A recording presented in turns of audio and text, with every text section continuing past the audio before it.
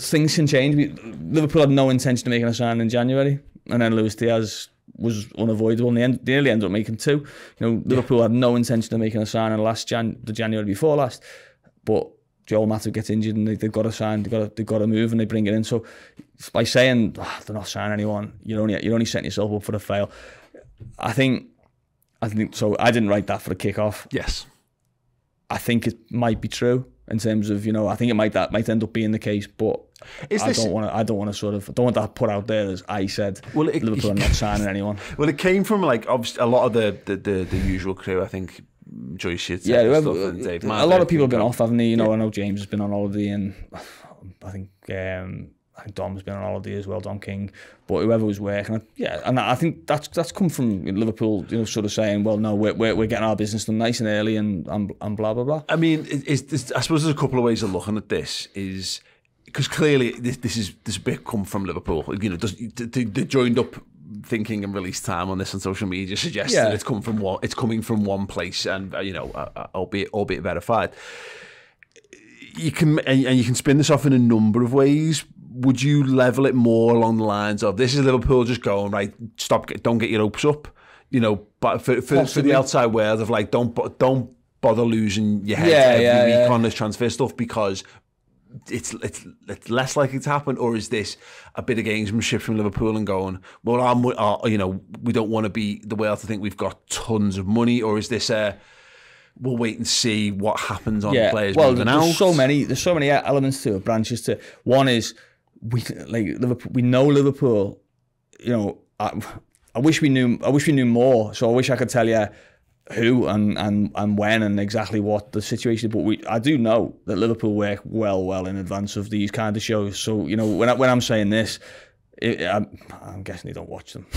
Sorry, but I'm guessing that they could be watching, going, if only you fucking knew. I know someone told me about Minamino, that when he played against Salzburg, Michael Edwards has said to someone who I know quite well, said he was already well coming to Liverpool when he turned up at Anfield. That kind of And I know there's that little joke. There's a bit of a joke that goes around on social media of they spotted him in the wounded deal. They were tracking him when he was playing schoolboy football in Japan or whatever with Minamino. It's not always the case, but I think we do underestimate sometimes just how far Liverpool's tentacles or big clubs' tentacles reach, and they know an awful lot more than we ever give them credit for. So it could be the case that there's no more signings is because we know what's coming in January and next summer, possibly. It could be stop using our name to drum up interest in your players because we're not in. So we're sick of seeing. I'm sick of seeing it on Goal or News Now or whatever, the Echo.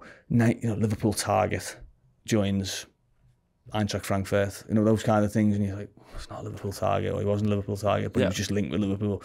Or it could be, like you say, for the fans, really, look, just like, trust us, we've got this done, we're happy with it, we're going to move on to this next stage of our recruitment or transfer strategy, which is getting players out on loan, getting players sold. Then there's some renewals to be done. So don't, sort of trust us when we're starting to, everyone else is buying these big players, and our thing is we're renewing Joe Gomez's contract or Naby Keita's contract. Yeah.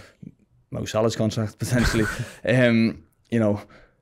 I think there's a little bit of all of it at play. Hey everyone, apologies for the brief interlude, but don't worry, we're going to fill it with some awesome content. I'm a regular this season on the Last Fan Standing show. This week, in my absence, the guys have been discussing whether Jurgen Klopp bottles European Cup finals. I know, nonsense. We'll go and watch the clip, listen to it, and then head over to the Better Victor YouTube channel and leave your raging comments. Tell them I sent you. See, they're trying to get away with things when I'm not there. Head over there, click a like on there as well. Leave your comments and watch the full show for this week's Last Fan Standing. In your head, you're saying Man City are champions right now, aren't you? I have to say that just because I back Guardiola. I think he's the best manager in the world. I think we probably got the best squad in the world. I know we haven't proven that on the European stage yet, but we have to say, pound for pound, it is the best squad in the world. I mean, Klopp's the best manager in the world, though, isn't he? I mean, that's... No, he's not. He's nowhere near. If you win one Premier League in 4 years, one European title against Spurs, and then you put every single European final you've ever been in. Why did you add Spurs there? Why is that? Well, I had to, because look, Guardiola won 2 Champions Leagues against great Ferguson sides. One of the great managers of all time. His 2 Champions Leagues against him. Klopp's only trophy in European football is against Spurs, who are happy to be there. Let's be real. Saying that. You wanted a trip. You wanted a trip to Spain, and you had a nice holiday going to the final. That's fair enough to Spurs.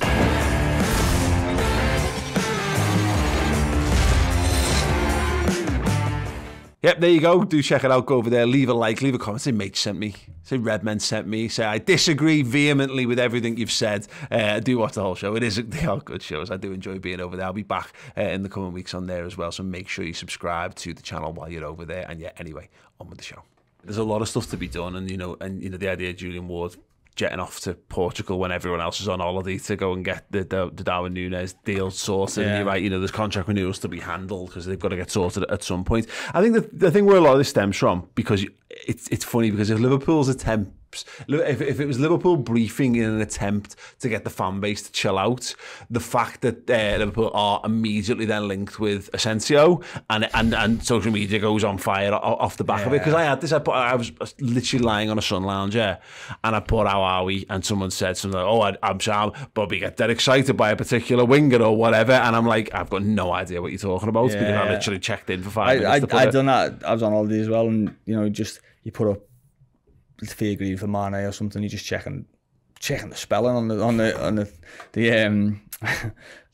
post, and underneath was just Asensio or another player's name, and you think, really, when were these?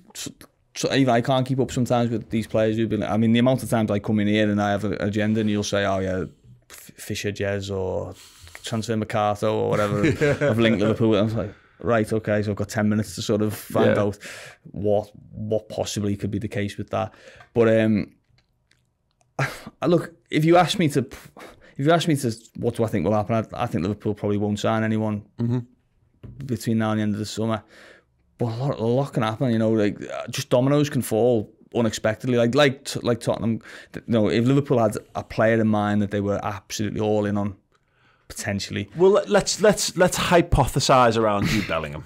Yeah, because it's good to get his name in things. Yeah, and he's in the title. I think he's in the title. We've literally got him on the title. Yeah, because obviously Tchouaméni quite clearly a Liverpool target, quite clearly on Liverpool's radar. How much we'll never truly know. But when you see, you can generally feel out the rough shape of what Liverpool are looking to do by who they've been linked with. And if that was the case, that they're after a midfielder who can do those kind of jobs, he's moved to Real Madrid. It stands to reason that it should be expected that Liverpool will look at a midfielder. You can't look at Liverpool's midfield and look at the age brackets of Liverpool's midfield and see that Liverpool wouldn't be looking at a midfielder aged in the younger how many years have we said about the front three that they're all going to sort of get to the same level around the same time? 30 and 1 year left on the contract. Happened, obviously, as we've seen. The midfield is in the same boat, really, where, Thiago, Henderson, obviously Milner's was sticking around, but Milner's very much the squad option. I don't care what anyone says, a very good squad option at the moment in time. You've obviously got Oxlade-Chamberlain, who hasn't got a long-term future at the club in terms of beyond another year at best. Got question marks over Naby Keita. I thought he had a good end to the season. I think he had a good season, just generally, really, for Liverpool. But still, not. He hasn't put his foot on the ball and said, no one is taking this. Nailed on Naby starting the season. No, he didn't start the Champions League final. Even though there was clearly, I know it feels like a long time ago, and it felt irrelevant at the time and on the night. But Thiago was clearly wasn't right for that Champions League final. Both warm-ups that he did, and Naby Keita still didn't get the nod. He still would rather have done risk the Thiago. But there are, you really what you're looking at, aren't you? What players are going to need replacing in the next sort of 3 or 4 years in the team? Bobby Firmino, already process. Sadio Mane already in process.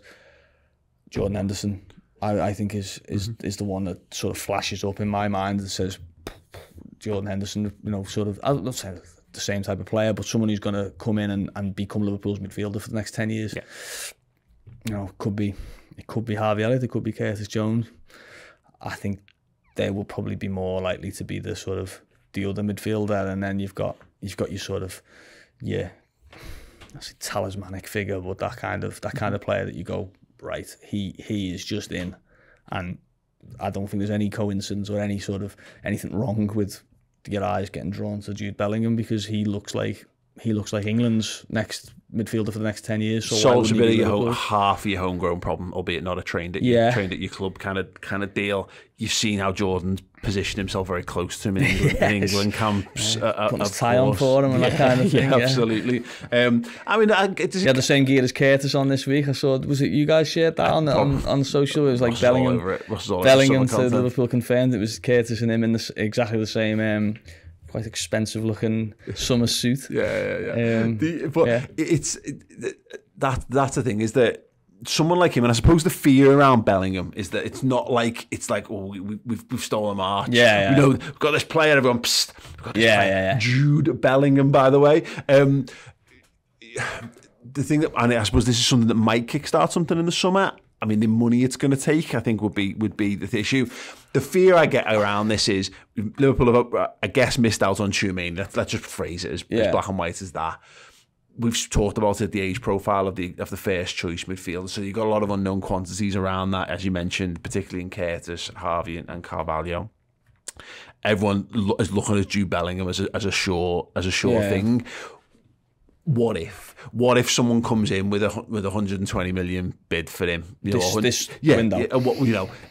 Is that And Liverpool have fucked it. Liverpool have missed the chance to get that sorted. Possibly, yeah. I mean, listen, you could maybe argue that happened with Tchouaméni.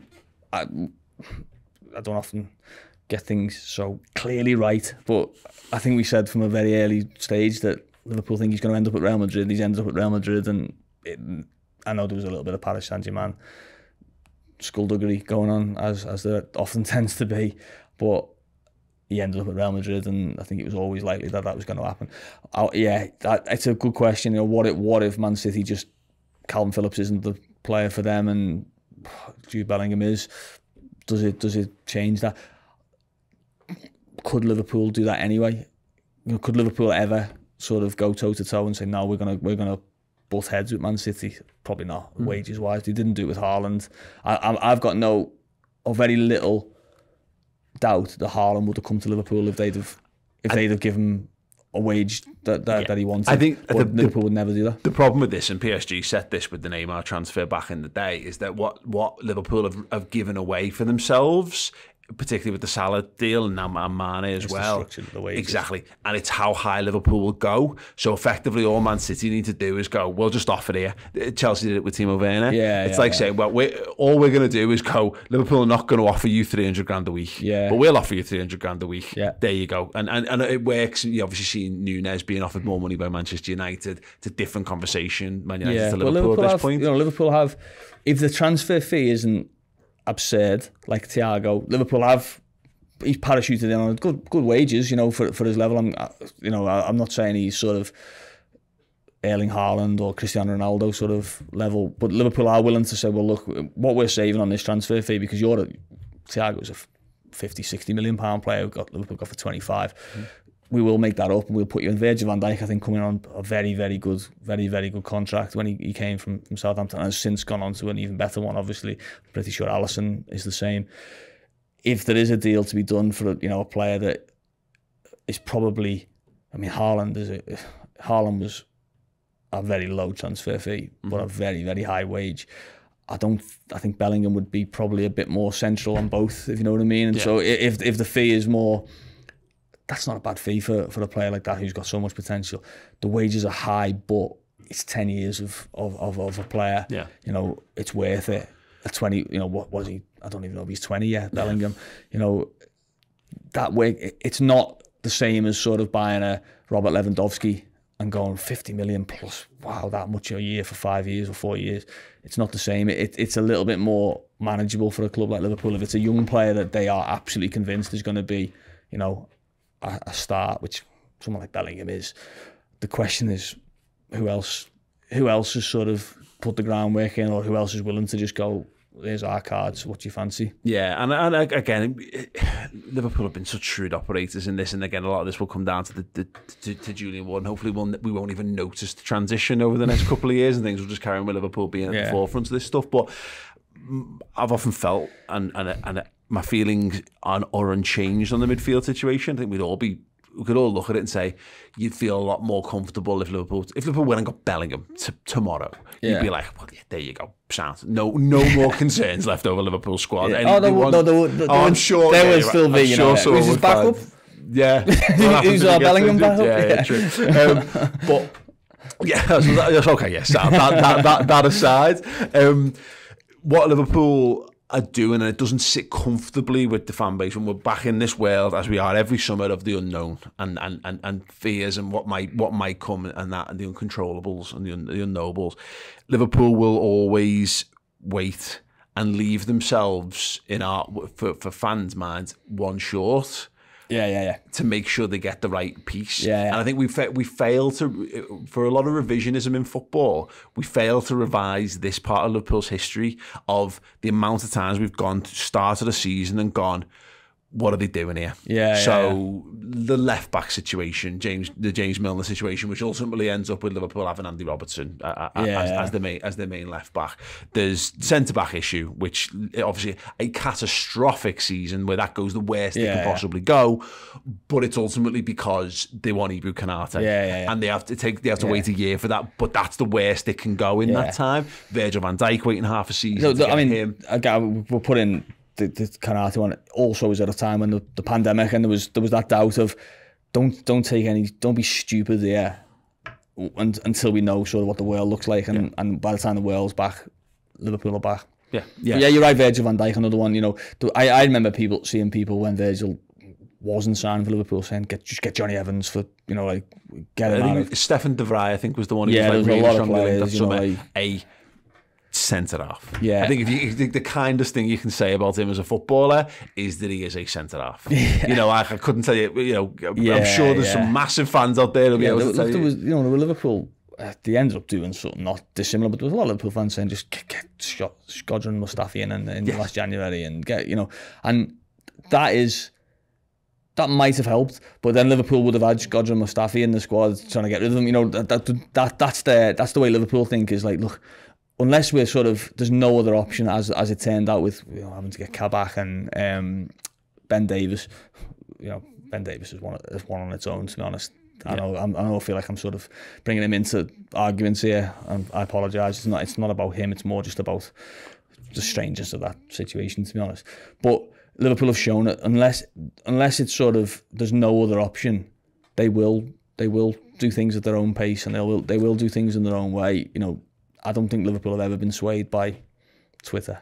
Yes. Personally, you know, maybe early part of FSG when Clint Dempsey thing kicked off. I think that certainly the late part of Hicks and Gillette's. Yeah. I don't think Liverpool's transfer strategy. Let's say that maybe other things, i.e. ticket prices and you know, Super League and that kind of thing. Yeah, maybe that's where that public sort of voice is heard, but I don't think in transfer policy. Yeah, Julian Ward's not sat there with his feet up reading the paper, and he checks his phone and someone goes, should be signing Jude Bellingham. Or Christ, you know, like, I forgot. I completely forgot to get a midfielder. Yeah, like, forgot to press send. But I think that is it. Just what we've learned with Liverpool is you can sort of see the train coming down the road a little bit, in terms of, you know, we knew they were going to have to get a left back when to back up for Robertson. We sort of knew they'd have to get a right back this summer. They've done.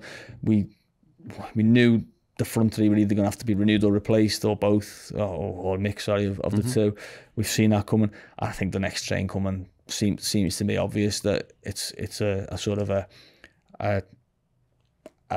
bridge of a midfielder from this era to the next. There you go. Great to have Jonesy back in for a bumper Journo Insight show this week. 90 minutes looking at all of the ins and outs so far, wrapping up everything that's happened in the transfer window so far, everything that's likely to happen this week and in the coming week as well, and looking ahead to the long term for Liverpool Football Club. That is available streaming right now in video and in podcast form. Head over to redmenplus.com, our Liverpool streaming service, for bonus extra Liverpool content and a whole lot more as well. Yeah, we'll see it over there. Ta-da. Don't forget to subscribe to the YouTube channel if you enjoyed that video, and if you want more from us or you want to support the free stuff that we do here, then please do check out redmenplus.com, our Liverpool streaming service. It's like Netflix for Reds, where we get to chat to Liverpool legends past and present. We've got great interviews there with Virgil van Dijk, with Jamie Carragher, with Phil Thompson, and loads more as well. Get closer to the fabric of Liverpool, the football club and the city on Red Men Plus.